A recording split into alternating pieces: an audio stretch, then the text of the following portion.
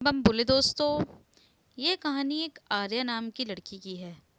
एक ऐसी लड़की जिसने अपने दिल की सच्चाई को सबसे पहले खुद से स्वीकार किया, फिर दुनिया से छुपाया और अंत में उसी सच्चाई के सहारे एक नया रास्ता चुना। ये कहानी प्रेम, दर्द और साहस की है, जिसने अपने किस्से की खुशी छोड़कर किसी और की जिंदगी को संवार दी। आर्या एक छोटे से शहर में पली बड़ी थी। पढ़ाई में तेज, स्वभाव में गंभीर और दिल से बेहद संवेदनशील। जिसके घर का माहौल सादा था। पिता सरकारी नौकरी में थे और माँ गृहिणी थी, और एक छोटा भाई भी था जो भी पढ़ रहा था। आर्या ने कभी बड़े सपने नहीं देखे थे। उसे बस शांति चाहिए थी और एक ऐसा कोई जो उसे बिना शर्त के समझे। कॉलेज में उसका दाखिला हुआ। वह बहुत खुश थी। उसकी दुनिया थोड़ी सी बदलने लगी थी। नए दोस्त, नई सोच और नए सवाल। वही उसकी मुलाकात सिया से हुई। सिया उससे बिल्कुल अलग थी। खुलकर हंसने वाली, बातों में बेबाक और आंखों में एक अजीब सी चमक लिए। दोनों की दोस्ती धीरे धीरे गहरी होती गई। लाइब्रेरी में साथ पढ़ना, कैंटीन में घंटों बातें करना और हॉस्टल की छत पर बैठकर सपनों की चर्चा करना, सब कुछ सहज था। लेकिन आर्या के अंदर कुछ बदल सा रहा था। कुछ एहसास हुआ कि सिया के बिना दिन अधूरा लगता है उसका। उसकी हंसी, उसकी चिंता, उसका गुस्सा, सब कुछ आर्या के दिल से जुड़ चुका था। वह एहसास उसे डराता भी था। वह जानती थी कि यह प्यार समाज की नज़रों में आसान नहीं था, फिर भी दिल को समझाना मुश्किल हो गया था। एक शाम जब बारिश हो रही थी तो दोनों छत पर भीगते हुए चाय पी रहे थे। आर्या ने कांपती आवाज में अपने दिल की बात सिया से चुपके से कह दी। सिया बहुत देर तक चुप रही, फिर उसने उसका हाथ थाम लिया। उस पल में कोई वादा नहीं था, बस एक स्वीकार था कि भावनाएं दोनों और थीं। कुछ महीने तक उनकी मोहब्बत लुका छुपी खेलती रही। कभी लाइब्रेरी के कोनों में मुस्कानें, तो कभी मैसेज में छुपे जज्बात। लेकिन हर छुपा सच देर सबेर सामने आता ही है। एक दिन हॉस्टल में किसी ने उनकी रिश्ते की शिकायत कर दी।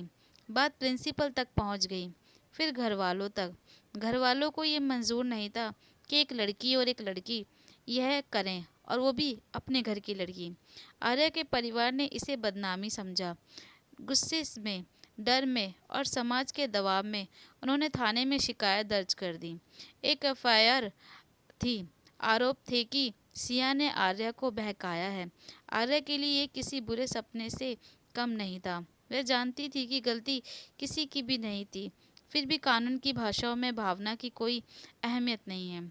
कई रातें दोनों की रोते हुए बीती। सिया टूट चुकी थी। आर्या ने हिम्मत जुटाई और सच बोलने का फैसला किया। उसने थाने में जाकर बयान दिया कि रिश्ता उसकी सहमति से था, किसी तरह का जोर जबरदस्ती नहीं थी।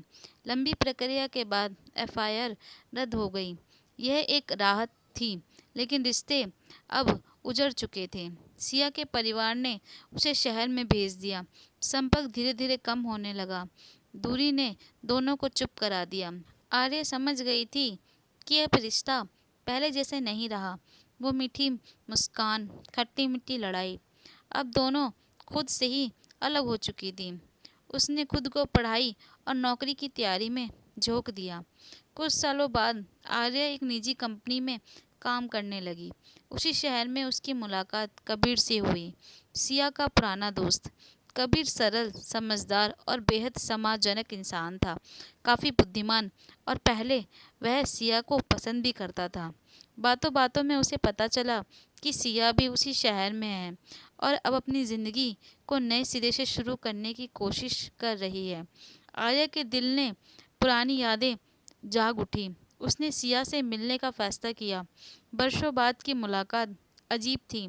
न शिकायत न शिकवा, बस एक गहरी समझ। सिया ने बताया कि उसका रिश्ता कबीर से धीरे धीरे आगे बढ़ रहा है। आर्या के लिए ये सुनना आसान नहीं था, क्योंकि वह अभी भी सिया को पसंद करती थी। दिल में एक कोना अब भी सिया का ही था, लेकिन अपने दर्द को मुस्कान में आर्या ने छुपा लिया। उसने महसूस किया कि सिया अब सुरक्षित है, खुश है और शायद यही सच्चे प्यार की पहचान थी, अपनी खुशी से पहले दूसरे की भलाई सोचना।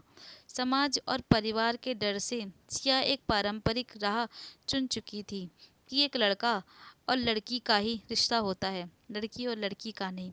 आर्या जानती थी कि कबीर उसे बहुत सम्मान देगा, जो उसे चाहिए था। आर्या ने खुद आगे बढ़कर सिया और कबीर के परिवार के बीच बातचीत की। पुराने गिले शिकवे थे, लेकिन आर्या की सच्चाई और संयम ने रास्ता आसान कर दिया। शादी की तैयारियां भी शुरू हो गई। आर्या हर कदम सिया के साथ थी, खरीदारी से लेकर रस्मों की तैयारी तक। यह उसके लिए आसान नहीं था, लेकिन अपने दिल को मजबूत उसने बना लिया था। वह जानती थी कि यह उसका आखिरी प्रेम कार्य है। उसके बाद वह सिया से बहुत दूर चली जाएगी। शादी के दिन जब सिया लाल जोड़े में सजी सवरी आर्या के सामने आई, तो उसे खो देने का डर उसकी आंखों में साफ साफ दिख रहा था। आंखों में नमी थी, लेकिन होठों पर शांति थी। आर्या ने उसे गले लगाया और बस इतना कहा, खुश रहना कबीर के साथ हमेशा के लिए। कबीर ने भी आर्या का धन्यवाद किया। वह समझ चुका था कि उसके जीवन की इस खुशी के पीछे किसी का बहुत बड़ा त्याग छुपा है। शादी के बाद आर्या ने शहर बदल लिया, कई जगह नया काम और नई शुरुआत। कभी कभी पुरानी यादें दस्तक देती हैं, लेकिन उनको कैसे सजोकर रखना है, ये केवल अपना फैसला होता है। आर्या ने सीखा कि प्यार सिर्फ पाने का नहीं, कभी कभी छोड़ देने का भी नाम होता है। उसकी कहानी कोई आदर्श नहीं थी, लेकिन सच्ची थी। लुका छुपी में पला प्यार आखिरकार एक उजाले में बदल गया, भले ही वह उजाला उसके नाम का था। मैं नीता आपसे विदा लेती हूँ, फिर मिलूंगी अगली कहानी में। इसी तरह मेरी कहानी के साथ जुड़े रहिएगा, कमेंट कीजिएगा और लाइक कीजिएगा। धन्यवाद।